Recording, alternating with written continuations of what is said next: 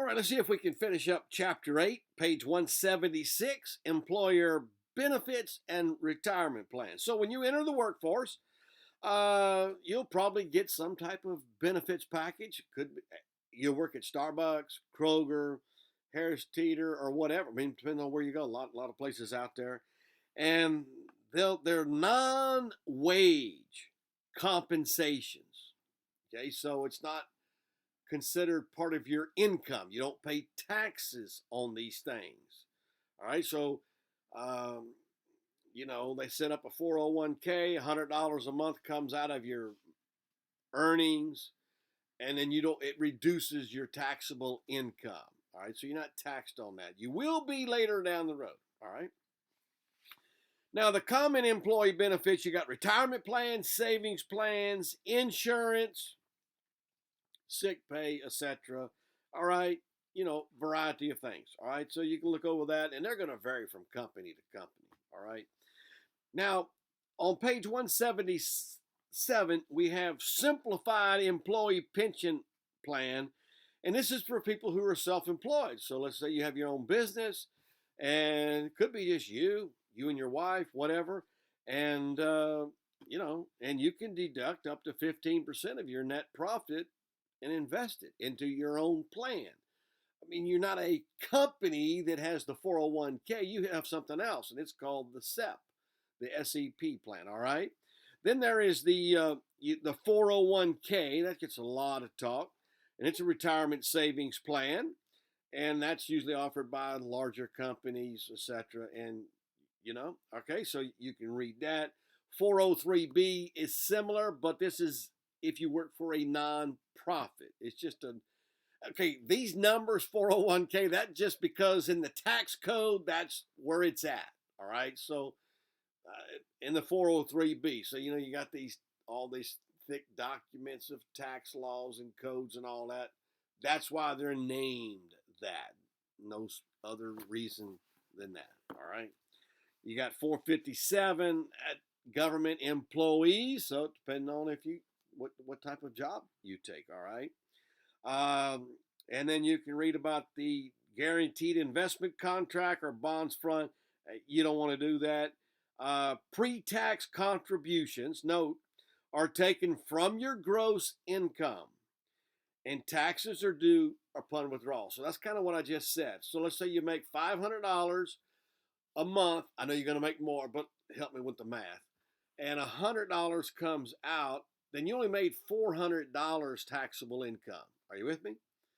Because the other $100 goes into the retirement account. All right, so you're not going to pay. You're not going to pay taxes on it right now. Then you've got after-tax contributions, and you can also do that, and you could fund a traditional IRA, or you could fund a Roth.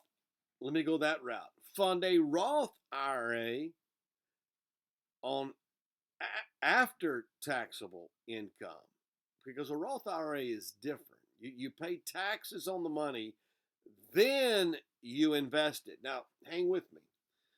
I said, especially maybe when you're a teenager, you're not making much money, and let's say you're making $5,000, you could, and you didn't have to use that money, or you wanted to put $2,000 into a Roth IRA, it's tax free. Now think about it. You didn't even pay taxes on that because you didn't meet the standard. You got to make X number of dollars before you even pay taxes. So that's kind of a win-win. So that's why I say that. Now, as you get older and you have taxable income, in order to invest in a Roth IRA, you have to pay taxes on the money, and you're using money after you pay the taxes. So let's say you make $500 a month.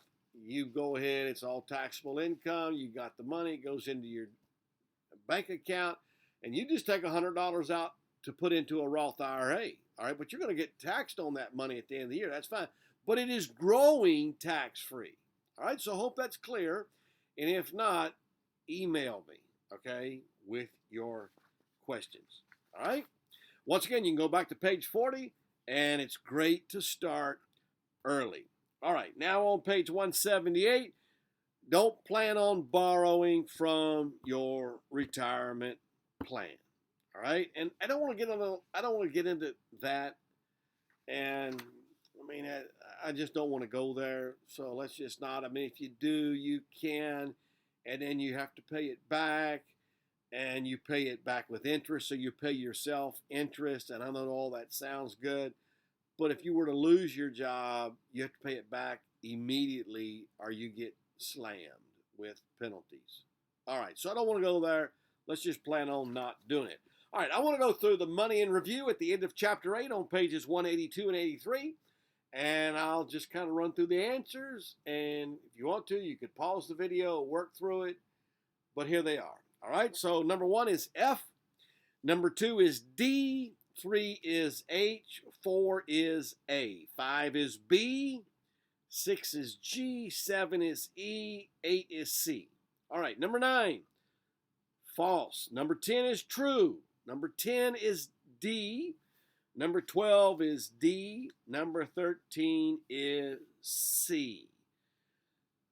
Number 14, why would you never invest using borrowed money? Well, for one thing, it's going to increase the risk. Number 15, explain the risk return. And you can go back and just analyze some things, all right? But you can compare the expected rate of return and the risk on a couple of different investments. Bonds, no risk, low investment. Stocks, higher risk, greater return, all right? Okay, number 16, why do stocks carry a high degree of risk? Well, because things happen. CEOs die or get changed. I mean, a lot of things can happen to make a stock go down or go up, all right? And we want to avoid a single stock because there's no diversification if you just own one stock, all right? And mutual funds are diversified by their very nature. Now, the rule of 72 simply means if you take the interest rate, say it's 7%, divide it into 72, you get about 10. That means your money will double every 10 years at 7%. All right, makes sense? 6% takes 12 years. All right, you can do the math on those. Number 18, is real estate a liquid investment? You do that on your own. All right, and then we'll come back next time on chapter 9.